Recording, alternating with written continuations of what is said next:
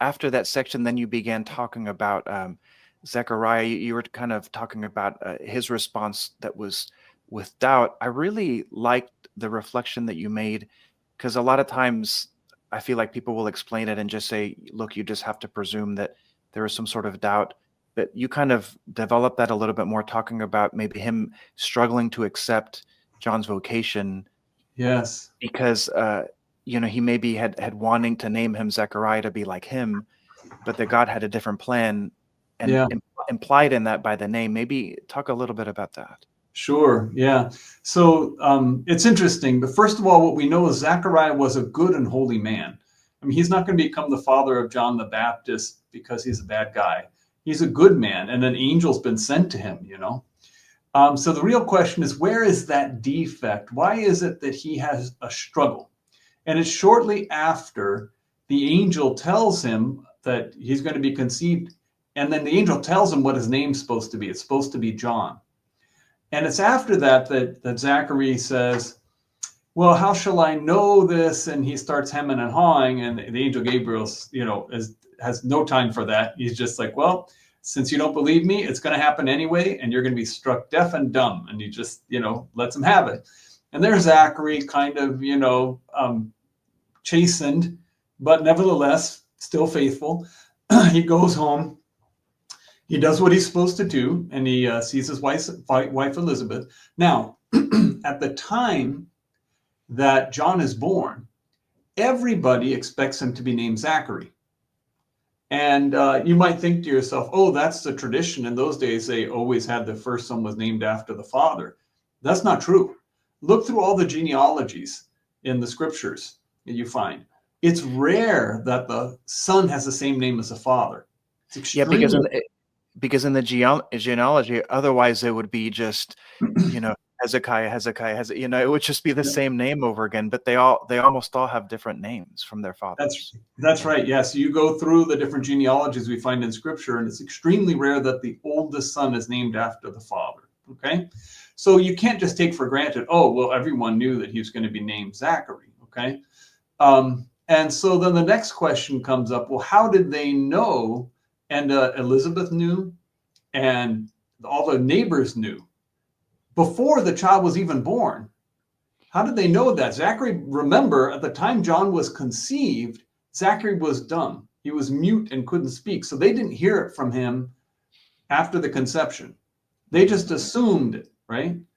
And then Elizabeth goes and says, no, his name is John, and they still resist. Now that's remarkable, because in the scriptures, the mother did have a right to impose a name on the child. We find that in many cases that the mother is a co-partner, and sometimes is the one who takes the initiative in naming the child.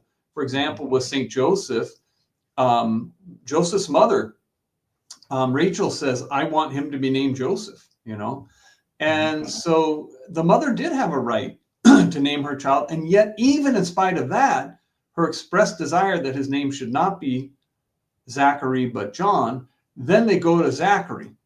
And so it causes a little bit of a mystery. You say to yourself, why were they so certain? My reading into the text is that Zachary must have told them in advance, if I ever have a son, I want him to be like me. I want him to be named Zachary, etc. That they must have heard that from him before. And so they assumed that. And then when Zachary finally admits, no, he writes down his name is John. Only after Zachary says his name is John is he suddenly freed from his punishment. As if to say, the punishment was in part because he didn't want his son to have his own vocation, to have his own life, but rather he wanted his son to be built and to follow his own vocation, his own life, his own fatherly plan for him. And Zachary, I think, realized God has a plan for my son, and it's not my plan for my son. And he goes out in the desert as a young man, some fathers of the church said he was a child when he went out to the desert. So it must have been very painful for Zachary to have to give up and let go of his son there.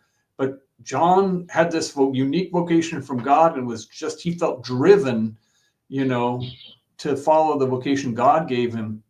And that's instruction for every father, just realizing, God might have a different vocation for your child than you want him to have, Yeah, and I think that's a great model for fathers and mothers to reflect on, because it makes sense that, they had the established religion of Judaism, so kind of everything's already in place. You don't need to go out into the wilderness like the prophets of old, but he does, because there's this new, so to speak, religion coming, and I could see how everyone would think that's crazy. Why are you doing that? Why don't just the temple's right there? Why do you go out into the desert? Yeah. Um, that that um, that if they were waiting for the Messiah, they may not have been necessarily waiting for someone like the new Elijah, St. John the Mhm. Baptist. They may not have had that in mind as like, oh yeah, well, I want my son to one day be the precursor to the Messiah. That may not have been their aspiration. So I think it could be good for people to reflect on that, and maybe seeing like, maybe I need to take some time in silence, like Zechariah, like self-imposed silence, to kind of pray and reflect so I can accept what my son or daughter is being called to.